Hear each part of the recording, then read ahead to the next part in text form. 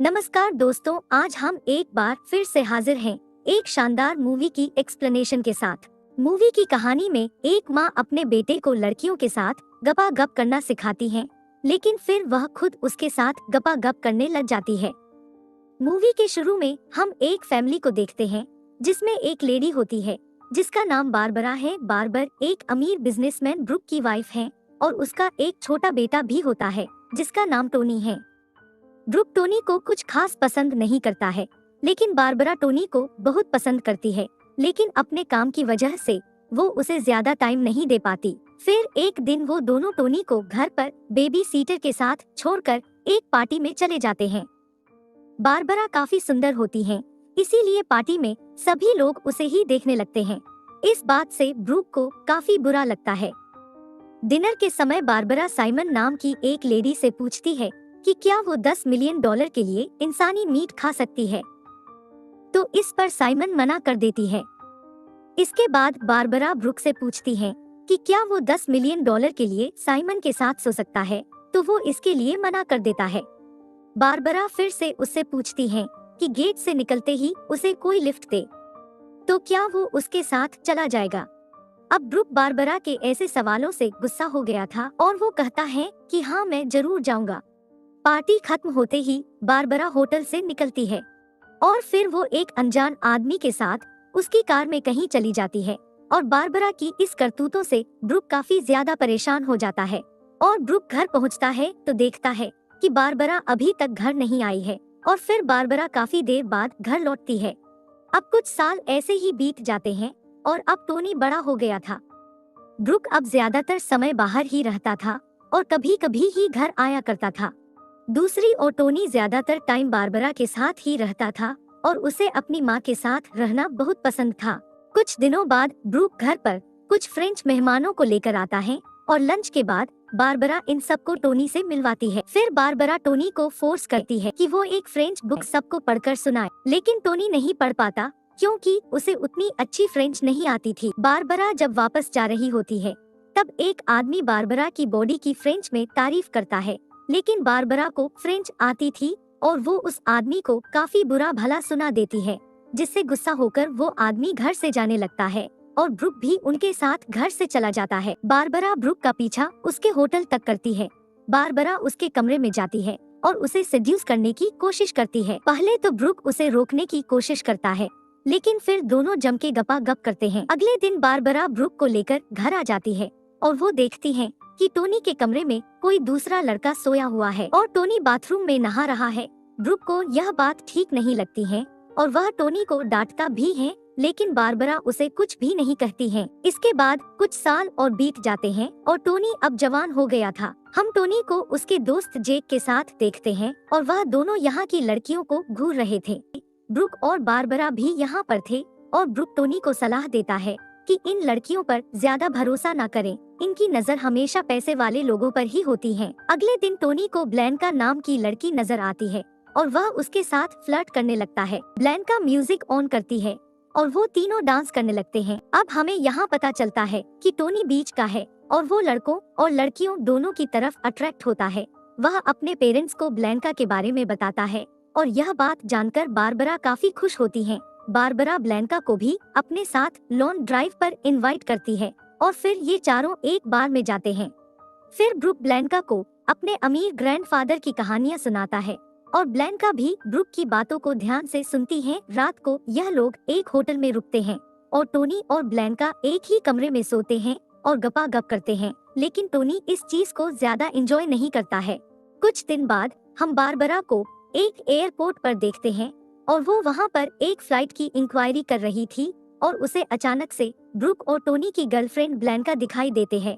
असल में ब्लैंका और ब्रुक के बीच अफेयर शुरू हो गया था और ब्लैंका बाप और बेटे दोनों के साथ गपागप करती थी। बारबरा को इस अफेयर के बारे में पहले से ही शक था, लेकिन आज उसका शक यकीन में बदल जाता है। फिर बारबरा ब्रुक के सामने जाती है और वो उसे और ब्लैंका को बुरा भला कहने लगती है और फिर लास्ट में ब्रुक ब्लैंका के साथ भाग जाता है। बारबरा रोते हुए एयरपोर्ट से बाहर निकलती है और एक अनजान टैक्सी ड्राइवर के साथ उसके घर जाकर उसके साथ संभोग करती है और फिर गपागप करने के बाद बारबरा अपने घर आ जाती है और वो देखती है कि उसका बेटा टोनी अपने दोस्त जेक के साथ गपागप कर रहा है। फिर बारबरा उस पर बहुत गुस्सा करती है और उसे बताती है कि उसके फादर ब्लैंका के साथ भाग गए हैं। फिर बारबरा अपना मन बहलाने के लिए सेम नाम के लड़के को घर पर बुलाती है, जो बारबरा से बातें कर उसका मन बहलाता है। टोनी बारबरा को बताता है कि वो उसके पिता से नफरत नहीं करता है और वह उसके फादर को वापस बुलाने के लिए एक लेटर लिख रहा है। लेकिन बारबरा ब्रुक को अपनी जिंदगी से निकाल चुकी थी। सेम टोनी से बात करता है और उसे पता चलता है कि टोनी भी उसी की तरह गे है। इसके बाद सेम टोनी और बारबरा दोनों के साथ गपागप करने लगता है।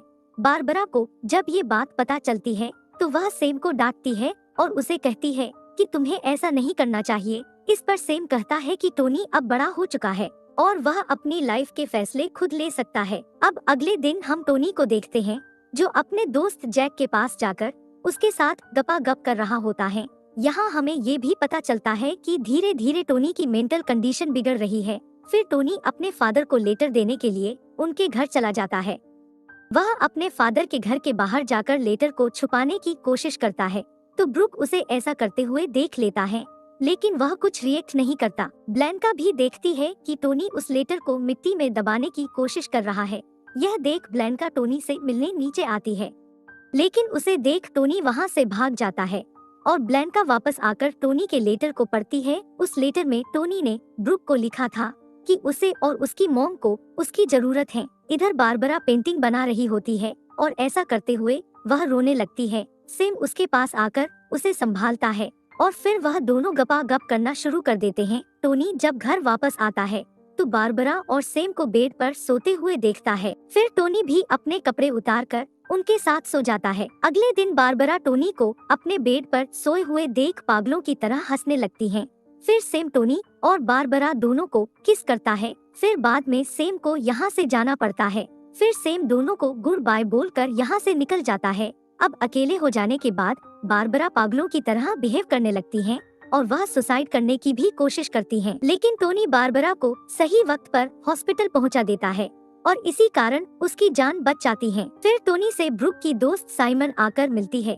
टोनी उससे पूछता है कि वह ब्रुक से मिली है, जिस पर साइमन उसे समझाती है कि तुम्हें ब्रुक को भूल जाना चाहिए। वह आदमी किसी से प्यार नहीं करता है और सभी उसकी नजरों में गिरे हुए हैं। अब फिर कुछ दिनों के बाद बारबरा ठीक हो जाती है और फिर वो टोनी के साथ डिनर करने जाती हैं। एक दिन जब बारबरा बाथरूम में नहा रही होती है, तब वो टोनी को आइसक्रीम लेकर बाथरूम में बुलाती है।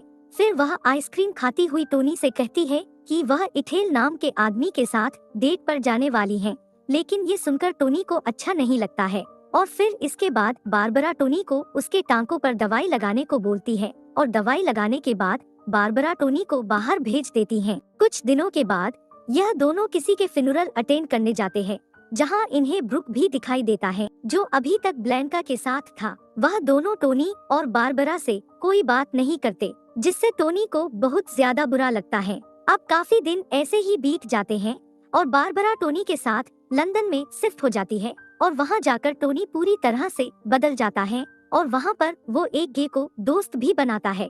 यह बात बारबरा को बिल्कुल भी पसंद नहीं आती है। फिर बारबरा टोनी को लड़कियों में इंटरेस्ट दिलाने के लिए उसे सेड्यूस करने लगती हैं और वह उसके साथ गपागप करती हैं, लेकिन टोनी इन सबको जरा भी एंजॉय नहीं लेता है। अब धीरे धीरे टोनी की मेंटल कंडीशन बहुत ज्यादा खराब होने लगती है। फिर एक दिन टोनी और बारबरा के बीच कुछ बात को लेकर बहस होने लगती है और टोनी बारबरा के पेट में चाकू मार देता है, जिससे बारबरा की वहीं पर मौत हो जाती है। इसके बाद टोनी पुलिस और एम्बुलेंस दोनों को कॉल करता है। फिर वह नूडल्स बनाकर बारबरा की लाश के सामने ही खाने लगता है। पुलिस वहां आकर टोनी को इस हालत में देखकर समझ जाती है कि टोनी ने पागल होकर ही अपनी मां को मार दिया है। इसके बाद टोनी को अरेस्ट कर लिया जाता है। अगले सीन में हम ब्रुक को देखते हैं, जो बारबरा के फ्यूनरल के लिए लोगों को इनवाइट कर रहा था और उनके लिए लेटर लिख रहा था।